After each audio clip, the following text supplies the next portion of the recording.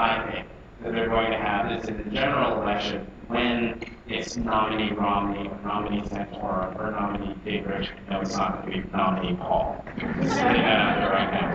But the problem that they're going to have, I believe, the Republicans are going to have, is that by assuming that they put the Paul Ryan budget in a bear hug, those independent and moderate voters who decide elections might not like the idea of taking programs that millions of Americans depend on and then handing them over to states, which, you hand stuff over to states. Are you comfortable that if the government hands $100 over to the state for, say, programs, after-school programs for children, that all $100 will go to those programs in the state? Maybe you do. I certainly don't.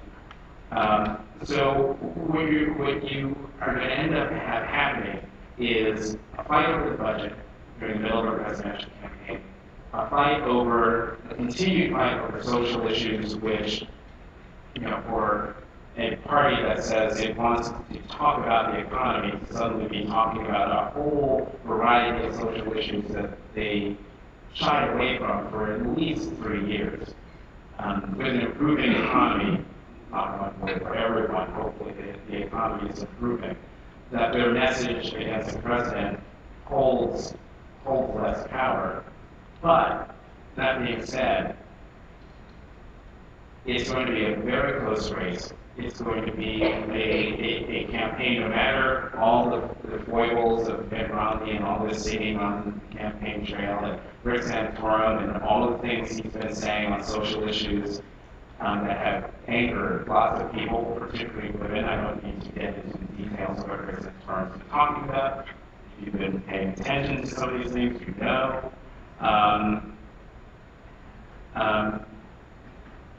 Lost my train of thought. But you pretty much read where I hope where I'm going. But what I want to leave you with is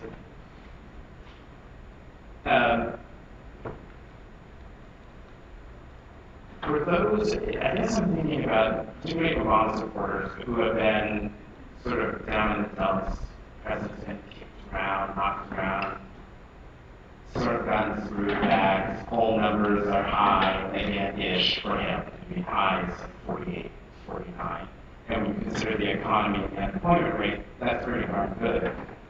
But I would caution supporters of the president and also supporters of whoever the Republicans nominate that ultimately those two men will be fighting over probably about 4 to 6% of the electorate, the moderates and independents. And so while last week the president was riding high and everyone was thrilled that this was all locked up and wrapped up, I was cautioning everyone, you're out of your mind. We're nowhere close to the election being over. And the final thought I want to leave you with before we open it up to Q&A, because you don't want to hear me talk. I want to hear what your questions are about anything. But I don't know what is going on with me about this. I keep losing my train of thought.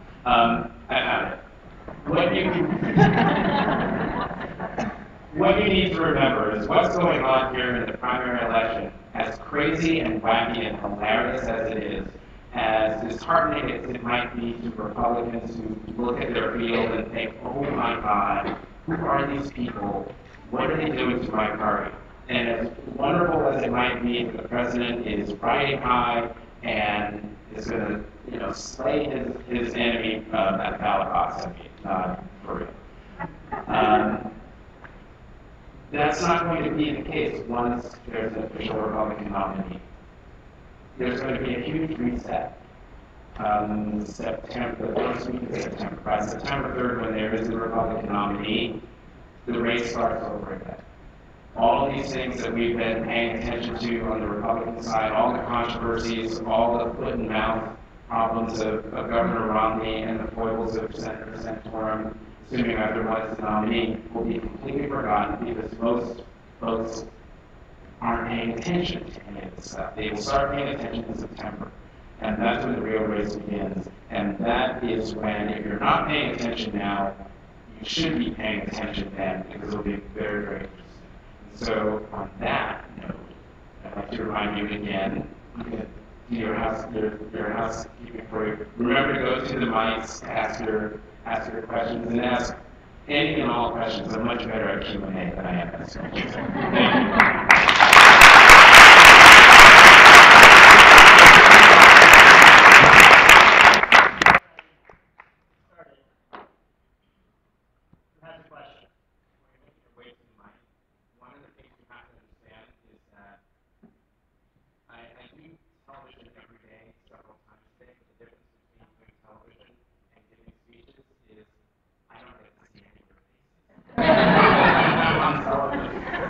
So giving speeches is absolutely nerve-wracking. So thank you for your forbearance. Please. Thank you so much for that. My name is Elizabeth Silva, and I work with Save Children. And my question is basically in regards to what you're discussing. The Republican Party in the primary has been moving more towards the right. Mitt Romney and Rick Santorum have been arguing about which is the real conservative, and they have been moving more and more towards the right. And because they're going for that 4 to 6% that's really more moderate, do you think that the Republican candidate is going to, once they are the nominee, move more towards the center? And if so, how do you think they're going to be able to compensate for what many have called the war on women and Latinos that has gone on over the last month? Thank you for your question. That's a great question because traditionally, in a primary contest, whether it's on the Democratic side or Republican side, the nominees play to not the, well, I was going to say extremes, that's not fair. Let's say if you're in the Republican Party, you play to the far right. If you're in the Democratic Party, you play to the far left. Because generally speaking, those are the party activists in either party. Those are the folks who knock on the doors, they do the phone banks, they do leafletting. They actually show up and vote at the primary, at the ballot box, on caucus night in Iowa, when it's a bajillion degrees below zero. These are the folks who you're trying to gin up support from to vote for you. I believe it was, correct me if I'm wrong, I think it was President Nixon who said you run to the right, and then in the primary, you run back to the center in general. And the problem that the Republicans are having, particularly Mitt Romney, who is a moderate Republican, he's a moderate Republican in a party that has moved so far to the right that he has had to move so far to the right on a whole host of issues, particularly on issues of immigration. If you remember at the debate, I mean, personally speaking, I heard him say things that I never thought a moderate Republican from a Northeast state would say to get votes from conservative voters. You're seeing the problem with Romney vis-a-vis Rick Santorum because in the exit polls, people are asking him, are you conservative, moderate, do you think Romney's conservative, is he conservative enough? And Romney always loses on that score. He is never seen either as conservative enough or as a conservative. So let's say Mitt Romney, or even Rick Santorum, or even Speaker Gingrich, he hasn't even run Paul. Let's say any of those guys becomes the nominee. Sure, they will move back to the center. But it's not like they're moving from, say, Chicago, or moving from, say, New York to Chicago to get to the middle. It's like they're coming all the way over from, I don't know, Rome. And I don't think that there's going to be enough time, and certainly given all the things that have been said, particularly on immigration, and certainly on social issues with regard to contraception, birth control, choice, I don't think that they can get close enough to the center for independents and moderates to think that they have changed their ways, changed their thinking. They'll move to the center, but their center will still be, I think, more to the right than where the Republican Party traditionally has been during the election, general election, and certainly where the country is right now. Hi, I'm Penny, and we're streaming this live on Ustream today, and folks watching from all over the country. We do have a request when people ask questions, if the speakers, panelists could repeat the questions.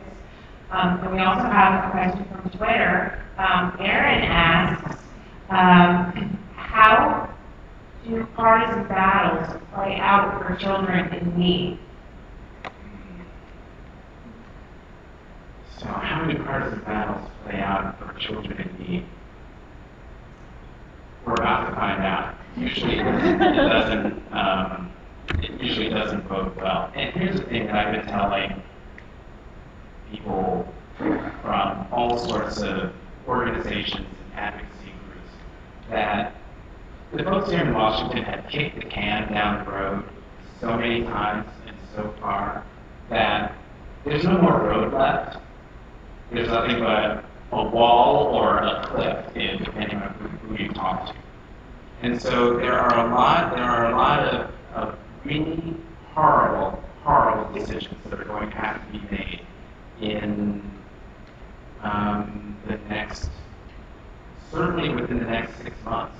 There's a very sort of sobering piece in the Wall Street Journal, I believe it was Friday, an opinion piece, where the writer said, here are all the time bombs, the physical time bombs that are going to go off by December 31st of 2012, and certainly, just in time for Inauguration Day, January 2013.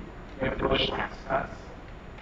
You have the sequestration rule as a result of the deficit deal, which means if Congress doesn't come up with a plan, that 50% of the budget cuts have to come from defense, and 50% have to come from the regular budget.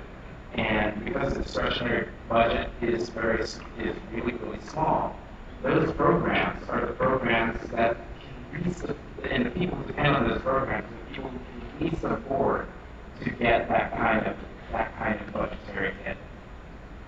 So when partisan politics play out here in the Capitol, the folks who are the least powerful, the folks who don't have a powerful lobbyist on their side, major advocates, either outside or inside, are just the nature of our system. Those programs are in jeopardy. And in even good financial times, maybe you get a bump up in a budget. But because the problems are so great, because the deficits are so huge, everyone's going to have to sacrifice. And the sacrifices are not going to be pleasant. They're not going to be without pain. But I do think that the American people are more than willing to sacrifice if everyone is sacrificing, making the same sacrifices. And so when you hear, and I don't mean to be overly partisan, but when you hear the president and Democrats in particular talking about a balanced approach, where everyone should put in their fair share to solve these problems, I think the American people, if presented with that kind of plan, would support it. The only problem is who has the courage in that big, wedding cake of a building at the other end of Pennsylvania Avenue, who has the courage to make that plan? Some would say Paul Ryan is someone who has that kind of courage to make that plan. But who's going to have the courage to say, okay, Paul, Congressman Ryan, Chairman Ryan, you're right. Let's do this. I'm not sure, even with the cliff facing us, whether there's anyone with enough courage to steer everything in the right direction. Hi, my name is Anna Sifford. I teach government in Dallas to all seniors. And I have a question that I brought from them to you because I can't answer it in class.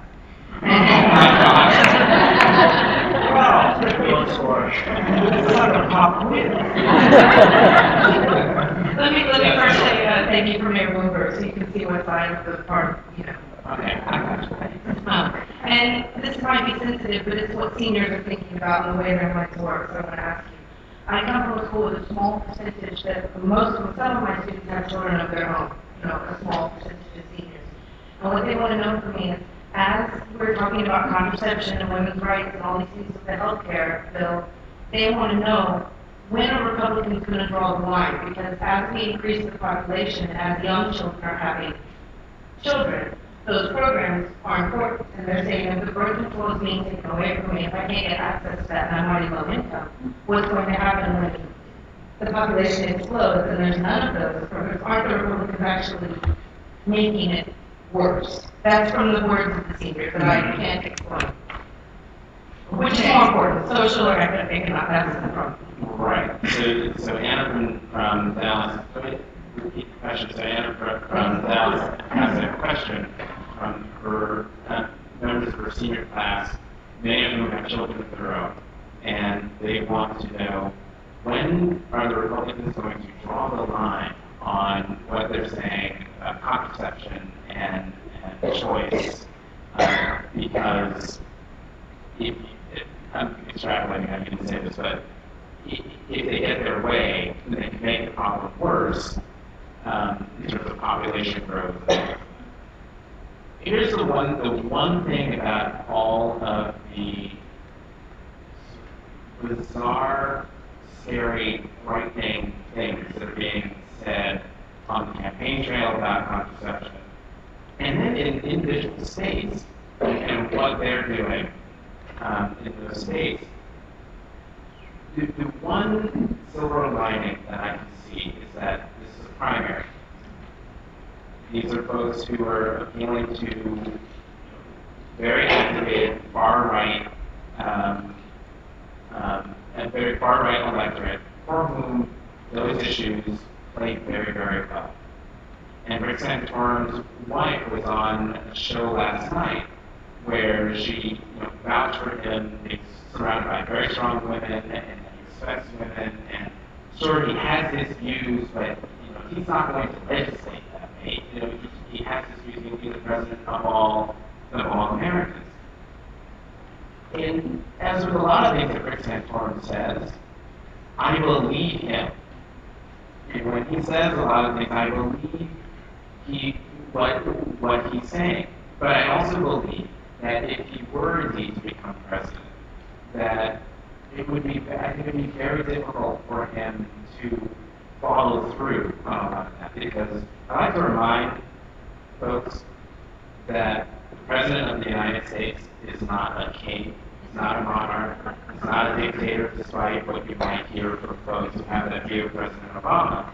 But the president, and I think all presidents find this out, that they get that great house and the great car and that fantastic helicopter and plane, and then they find out that, oh, I can't do that. You mean I've got to get permission from those folks? So President Santorum, I think, would find it very, very difficult to deal with Democrats on Capitol Hill, and particularly in the Senate, if assuming Democrats keep the Senate, to get anything done in this regard. I think everyone will move as close as they can to the center on these issues, and if given the backlash that's happening on these issues, they'd be very smart to not even go there anymore. Well, yes, you're in Texas. I've got that part. Everywhere. And in the positive, so it's freaking them out as well as me. And so if I could just tell them that it's primary rhetoric, then that would be nice. It's primary rhetoric on the presidential level, but at the state level, you have to be vigilant. Because governors have a whole lot more power than the state president does, which is why more often than not a governor ends up becoming president because they know what to do. So I don't know if that answers your questions for your seniors, but I got a thumbs up. Oh, here comes Trump. All right. Thank you, Don, again, for coming out this afternoon. I guess I wanted to ask a question about making social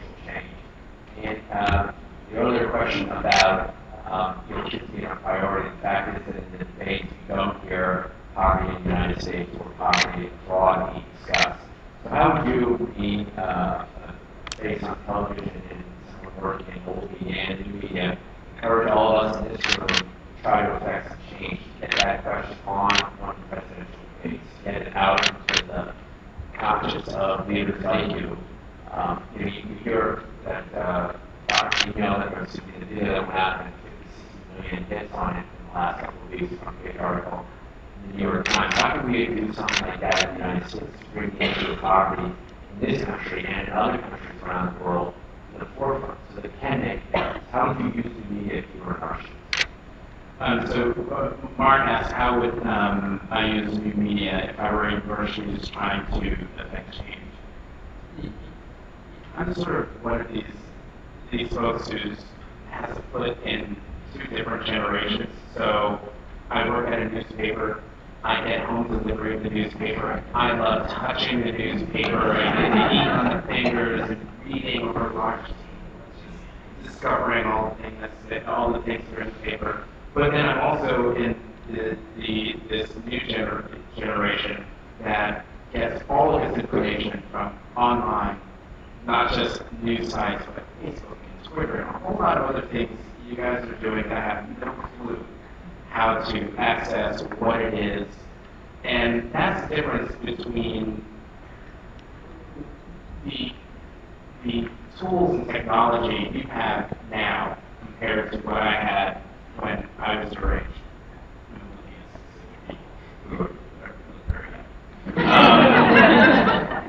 The idea, I don't know, Mark, if you were talking about the Coney video. I mean, that's a prime example of, leave aside all the trouble that's caused by that. But here you have someone who was deeply concerned about something happening across the world involving children, puts this video up, and it goes like crazy. 20 years ago, even 10 years ago, you would not have been able to do that. You would not have been able to touch as many minds, as many hearts, and get as many people interested in something that they didn't know before. So if you're hoping to make social change, shoot a YouTube video, write a blog, put something on your Facebook page. If you're on Twitter, tweet something out. Use any and all means possible. It used to be that in order for you to get your message out, you would have to be a part of a major organization. You would have to be a part of some larger thing. And now you can be an activist, a revolutionary, if you will, change maker, right from sitting right here, right now, tweeting something of what you're thinking about, what moves you, what motivates you, what you're concerned about. There's no limit to what you can do.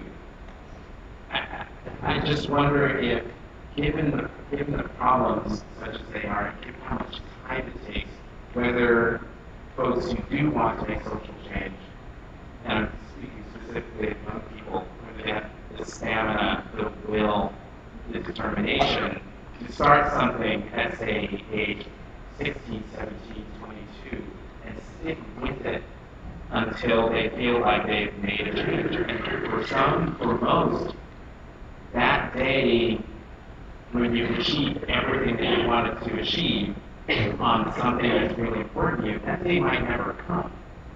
And so you're going to have to use those victories, no matter how small. It could be affecting one person's life, one family's life, a community, your own community, or a community elsewhere, and using the wonderful energy that you get from helping someone else to propel you to the next bigger, larger task. Is there anything on this blog, is there anything you've seen that really grabs the attention of thought leaders at the Washington Post or New York Times or Daily News? Is it a inflammatory video that goes out there? Because in the U.S., where 1 in 5 kids are living in, 1 in 4 kids are living in poverty, it should be a national disgrace. It should be a national dialogue going on. Abroad, the whole issues that we deal with in Africa and Central and South America. I mean, there are people literally dying from venereal diseases kids for their first birthday. Nobody seems to be outraged about it. You see Tony in a situation where you have very provocative video. Is that what it takes to grab attention nowadays? Yes. Yes, you need to show in such a manner that people will go, oh my God, I can't believe it. Right, he did. One of the things that we have in journalism, particularly I was told by my editor, then editor at Bloomberg News, show, don't tell. That was a way, like, in your writing, being able to bring the person there to the situation or the problem or the story, put them in the room, put them in the place that you're writing about.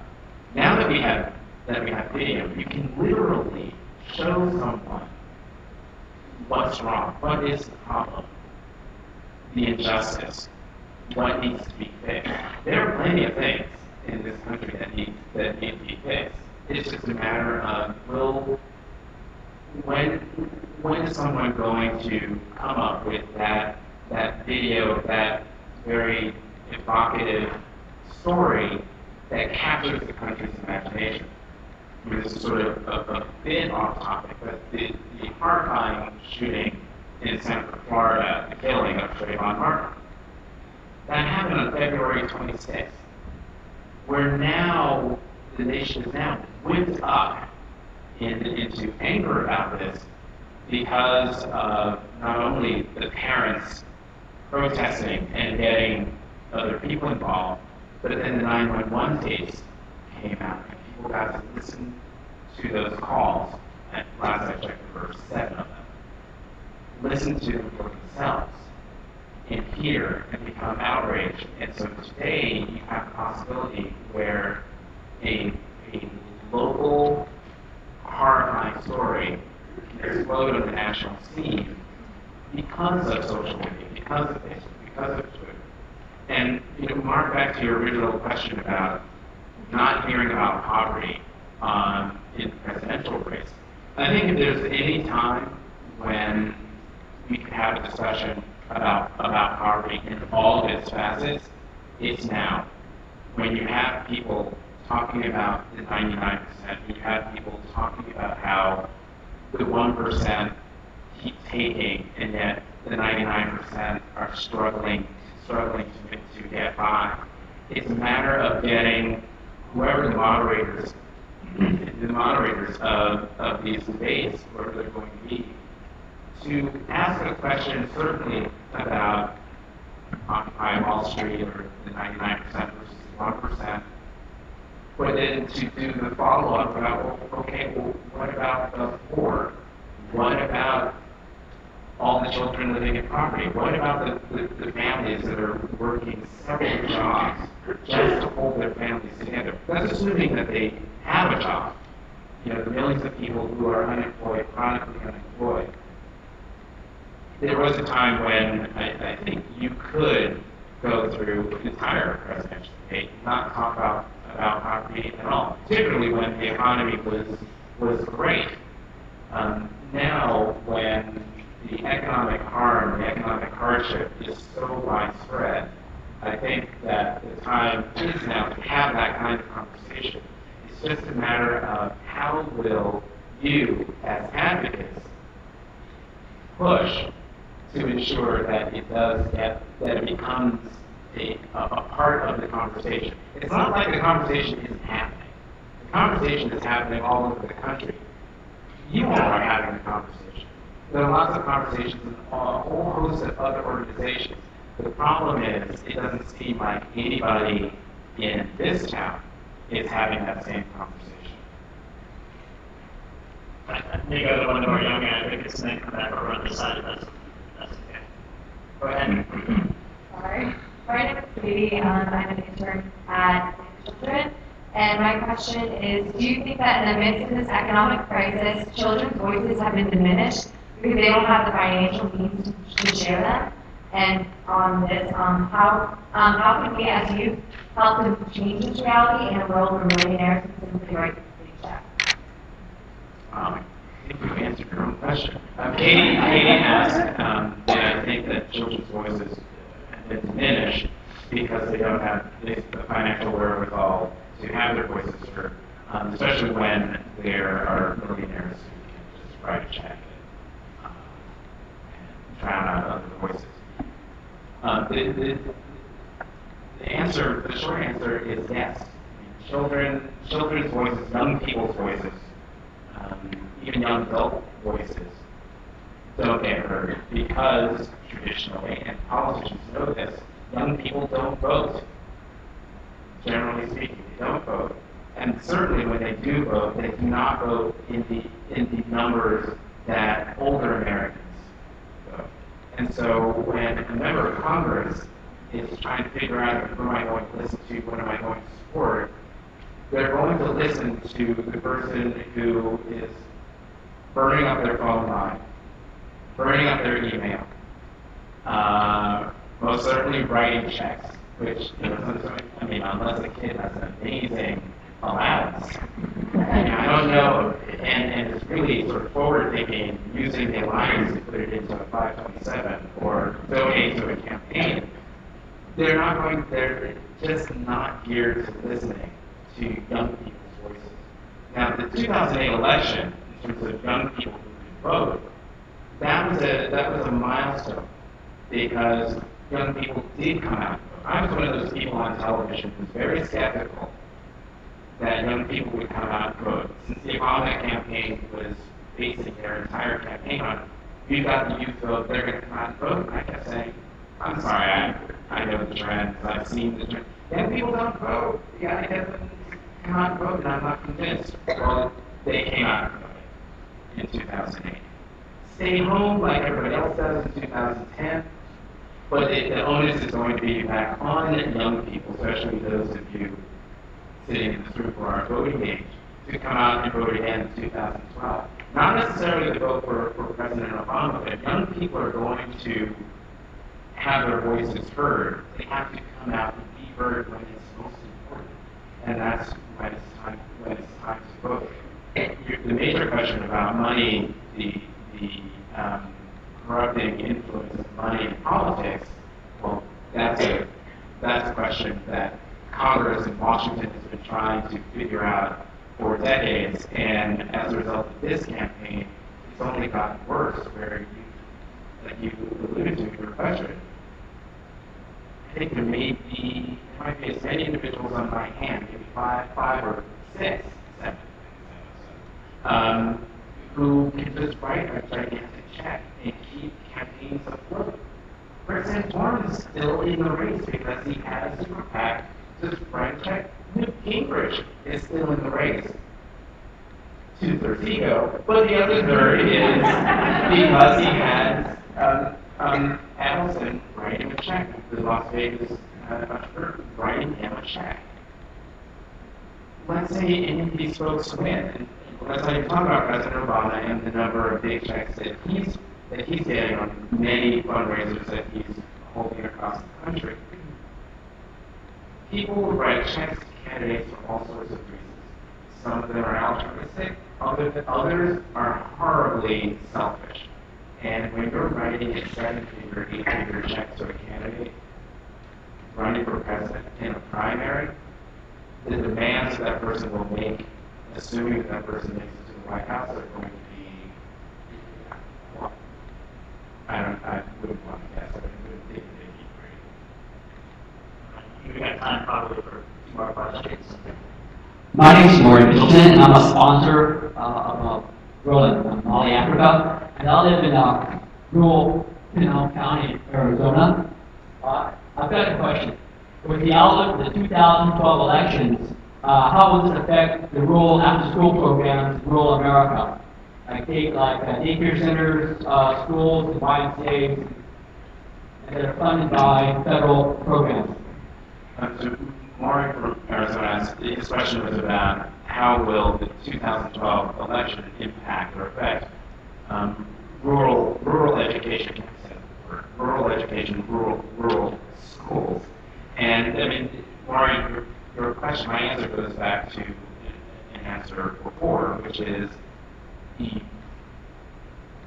budget situation. Leave aside what anyone says on the campaign trail.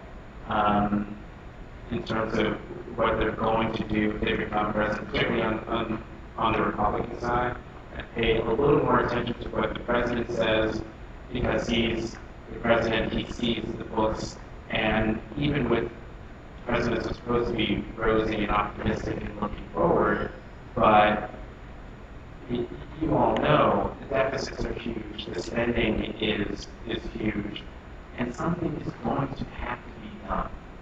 There are going to be, as I said before, some really tough decisions that are going to have to be made, and lots of sacrifices made by people who have been sacrificing for decades already, and sacrifices made by people who haven't had to make them, but because of the economic implosion in 2008, had no choice to. And so, as I said before, when those sacrifices are being made, I do think that, as tough as they're going to be, that the American people will be okay with, I'm not saying happy, okay with making sacrifices if everyone is making sacrifices. And so, just personally speaking, if the wealthy 1% or the wealthy 5%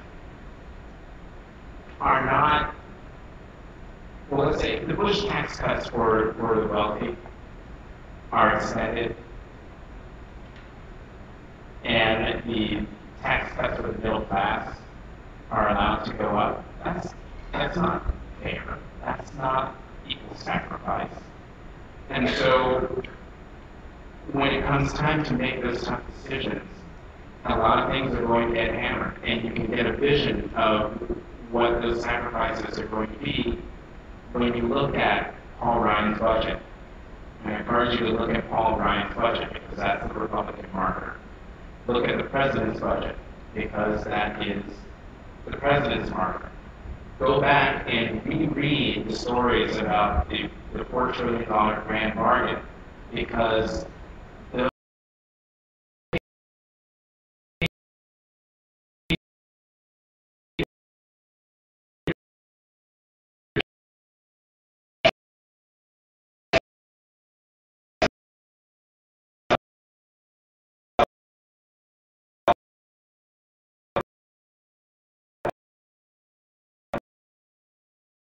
find out what this framework looks like, how you fit in or don't fit in, and how you can possibly use that knowledge and use what you're discovering to ensure that whatever this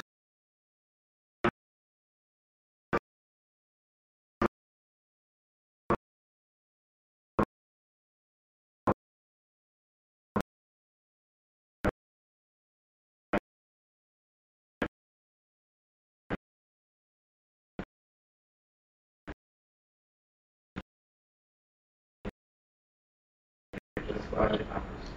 So, sorry, Mark, I don't have a specific answer for you, but if you keep all of that in mind, it'll help prepare you for the even bigger fight that's to come.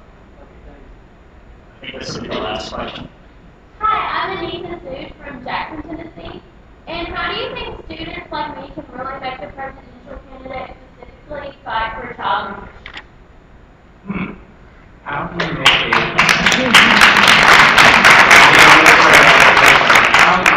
can a young person make sure that a presidential candidate fights child nutrition? Fights for child nutrition?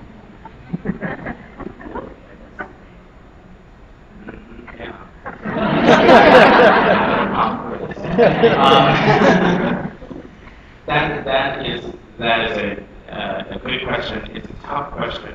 I think what you need to do, Anita, is go to the websites of Capehart and Paul Romney and President Obama. See what they say about child nutrition. If they don't say anything about child nutrition, that's a clue in terms of where this fits in to their priorities for the country. If they do have something about child nutrition on their websites, how specific are they? Are they specific enough? Is it just a bullet point and no specificity? Once you've gotten that, then it's time to start asking questions. And this is where social media and your friends who are hooked in can be a really great help. Find the email of the policy person, find the Twitter handle, find the email, whatever you can find, Facebook address, and just start bombarding them with questions. You and your friends and your fellow advocates, it's not that you're asking an unreasonable question. It's not like you're asking for state secrets. You want to know, what are they going to do to fight for child nutrition? I mean, it's as basic as that. And if they don't have an answer, then you blast that out however you can. I'm sure I should know this, I know, I'm sorry, but maybe at some point, say to the children, you guys use report cards? So, someone gets an F, someone gets a D, someone gets a B minus. Does anyone ever get an A? Oh, on people, on candidates. On the candidates. No. Okay, well, even if you're wrong. You're an individual, you and your friends can get together and say, you know what? Governor Romney has an interesting plan on child nutrition, but here's where we think he should do more. Here's where we think he could do better. I mean, child nutrition, fighting for child nutrition should not be a partisan issue. It should be an American issue. And so,